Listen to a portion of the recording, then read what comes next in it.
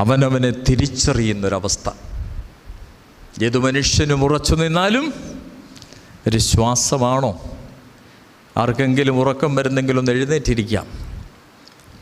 നമുക്ക് ദൈവസന്നിധിയിലാണെന്ന ബോധ്യം ഉൾക്കൊണ്ടുകൊണ്ട് മാത്രമായിരിക്കാനിടയാണ്. നിരാശപ്പെട്ട ആരും ഇന്ന് ഇതിനകത്തുനിന്ന് ഇറങ്ങിപ്പോകാനിടയാവരുത്. അലട്ടുന്ന വേദനകളോ പ്രതിസന്ധികളോ പ്രയാസങ്ങളോ ഉണ്ടെങ്കിൽ ഉത്തരമരുളുന്ന ഒരു ക്രിസ്തുവിനെയും കൊണ്ട് മാത്രമേ കടന്നു പോകാവൂ. അതിന് ദൈവത്തിൻ്റെ പരിശുദ്ധാത്മാവ് ഇന്ന് ഇടപെടുക തന്നെ ചെയ്യും. എന്താണ് ഈ പാതി നോമ്പിൽ ദേവാലയത്തിൻ്റെ മധ്യത്തിലൊരു കുരിശ് നാട്ടാറുണ്ടല്ലേ? അതിൻ്റെ ലക്ഷ്യം പുറപ്പാട് പുസ്തകത്തിൽ പറയുന്നുണ്ട്. അഗ്നിസർപ്പം പുറപ്പാട് പുസ്തകത്തിൽ പൂർവിക പിതാക്കന്മാർ മിസ്രയീമിൽ നിന്ന് തിരിച്ചുള്ള